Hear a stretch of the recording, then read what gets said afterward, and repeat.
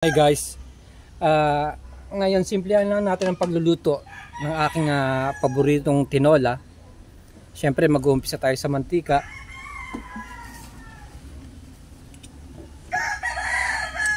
At gigisahin na natin yung ating bawang.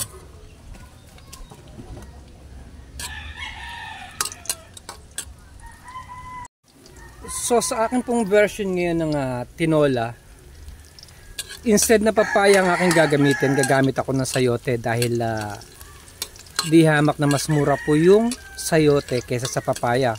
Pero kung mayroon po kayong papaya at mura lang naman sa inyong lugar, yun po ang talagang original na tinola. May kasama siyang papaya. So ngayon medyo nagbabrown na yung ating bawang. Sunod na natin yung ating luya. Ilang beses ko na rin po niluto itong tinola sa aking mga videos.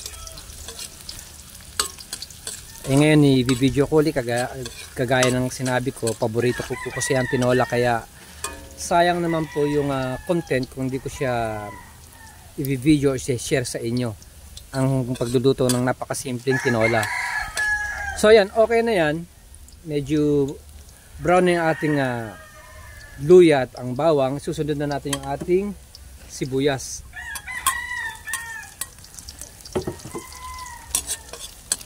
So hintayin lang natin mag-translucent yung ating onion. Tapos po ilalagay na po natin yung ating manok.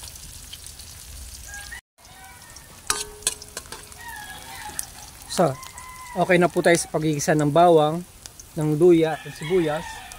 Susunod na natin yung ating chicken. Bali 1 kilo po ito.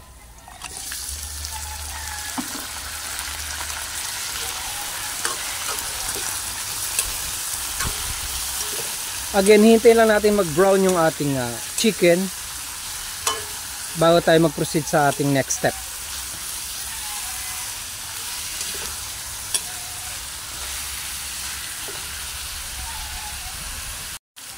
So ayan guys, nakikita naman ninyo, nagisa na natin yung ating chicken. Medyo nag-produce lang tayo ng konting mantika.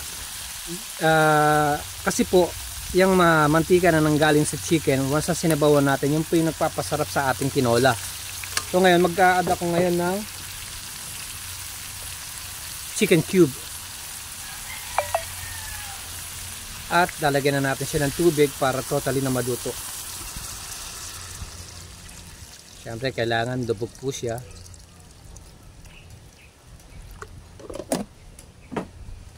Tapos titimpla natin siya ng patis.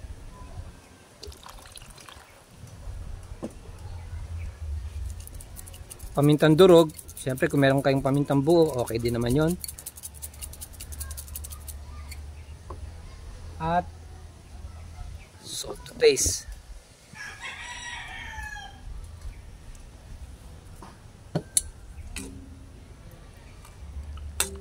So hintayin lang natin siya maluto, siguro mga 10 minutes bago tayo mag-add ng ating gulay. Check na natin. Bali niluto ko siya ng mga more than 10 minutes. Pero hindi pa talaga siya yung totally na luto. Gawa ng maglalagay na tayo ngayon ng sayote. Kagaya na sinabi ko kanina, kung meron kayong papaya, mas okay din po yun. Tapos maglalagay na tayo ng sili. At hihintayin lang natin siyang maluto. Once na maluto na po yung sayote, maglalagay na tayo ng daon ng sili at malunggay.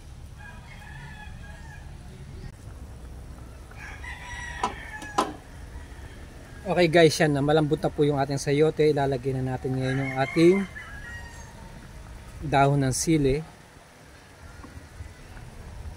at malunggay.